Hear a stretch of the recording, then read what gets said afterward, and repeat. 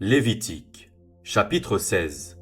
L'Éternel parla à Moïse après la mort des deux fils d'Aaron, qui moururent en se présentant devant l'Éternel. L'Éternel dit à Moïse, « Parle à ton frère Aaron, afin qu'il n'entre pas en tout temps dans le sanctuaire, au-dedans du voile, devant le propiatoire, qui est sur l'arche, de peur qu'il ne meure, car j'apparaîtrai dans la nuée sur le propiatoire. Voici de quelle manière Aaron entrera dans le sanctuaire. Il prendra un jeune taureau pour le sacrifice d'expiation et un bélier pour l'holocauste. Il se revêtira de la tunique sacrée de lin et portera sur son corps des caleçons de lin. Il se ceindra d'une ceinture de lin et il se couvrira la tête d'une tiare de lin. Ce sont les vêtements sacrés dont il se revêtira après avoir lavé son corps dans l'eau. Il recevra de l'assemblée des enfants d'Israël 2 boucs pour le sacrifice d'expiation et un bélier pour l'holocauste. Aaron offrira son taureau expiatoire, et il fera l'expiation pour lui et pour sa maison. Il prendra les 2 boucs, et il les placera devant l'Éternel, à l'entrée de la tente d'assignation. Aaron jettera le sort sur les 2 boucs, un sort pour l'Éternel et un sort pour Azazel. Aaron fera approcher le bouc sur lequel est tombé le sort pour l'Éternel, et il l'offrira en sacrifice d'expiation. Et le bouc sur lequel est tombé le sort pour Azazel sera placé vivant devant l'Éternel, afin qu'il serve à faire l'expiation et qu'il soit lâché dans le désert pour Azazel. Aaron offrira son taureau expiatoire, et il fera l'expiation pour lui et pour sa maison. Il égorgera son taureau expiatoire. Il prendra un brasier plein de charbon ardent, ôté de dessus l'autel devant l'Éternel, et de 2 poignées de parfum odoriférant en poudre. Il portera ces choses au-delà du voile. Il mettra le parfum sur le feu devant l'Éternel, afin que la nuée du parfum couvre le propiatoire qui est sur le témoignage, et il ne mourra point. Il prendra du sang du taureau, et il fera l'aspersion avec son doigt sur le devant du propiatoire vers l'Orient. Il fera avec son doigt 7 fois l'aspersion du sang devant le propiatoire. Il égorgera le bouc expiatoire pour le peuple, et il en portera le sang au-delà du voile.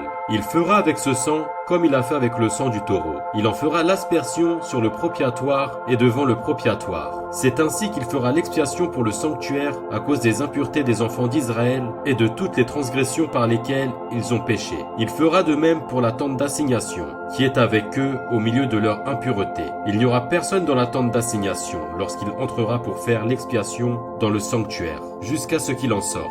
Il fera l'expiation pour lui et pour sa maison, et pour toute l'assemblée d'Israël. En sortant, il ira vers l'autel qui est devant l'Éternel, et il fera l'expiation pour l'autel. Il prendra du sang du taureau et du bouc, et il en mettra sur les cornes de l'autel tout autour. Il fera avec son doigt 7 fois l'aspersion du sang sur l'autel. Il le purifiera et le sanctifiera à cause des impuretés des enfants d'Israël.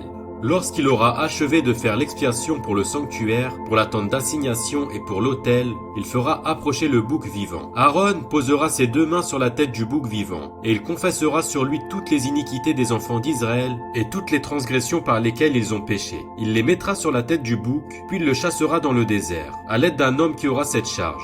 Le bouc emportera sur lui toute leur iniquité dans une terre désolée. Il sera chassé dans le désert. Aaron entrera dans la tente d'assignation, il quittera les vêtements de lin qu'il avait mis en entrant dans le sanctuaire et il les déposera là. Il lavera son corps avec de l'eau dans un lieu saint et reprendra ses vêtements. Puis il sortira, offrira son holocauste et l'holocauste du peuple et fera l'expiation pour lui et pour le peuple. Il brûlera sur l'autel la graisse de la victime expiatoire. Celui qui aura chassé le bouc pour Azazel lavera ses vêtements et lavera son corps dans l'eau. Après cela, il rentrera dans le camp. On emportera hors du camp le taureau expiatoire et le bouc expiatoire dont on a porté le sang dans le sanctuaire pour faire l'expiation, et l'on brûlera au feu leur peau, leur chair et leurs excréments. Celui qui les brûlera lavera ses vêtements et lavera son corps dans l'eau. Après cela, il rentrera dans le camp. C'est ici pour vous une loi perpétuelle. Au 7e mois, le 10e jour du mois, vous humilierez vos âmes. Vous ne ferez aucun ouvrage, ni l'indigène, ni l'étranger qui séjourne au milieu de vous. Car en ce jour, on fera l'expiation pour vous, afin de vous purifier. Vous serez purifiés de tous vos péchés devant l'Éternel. Ce sera pour vous un sabbat, un jour de repos, et vous humilierez vos âmes.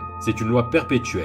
L'expiation sera faite par le sacrificateur, qui a reçu l'onction et qui a été consacré pour succéder à son père dans le sacerdoce. Il se revêtira des vêtements de lin, des vêtements sacrés. Il fera l'expiation pour le sanctuaire de sainteté. Il fera l'expiation pour la tente d'assignation et pour l'autel.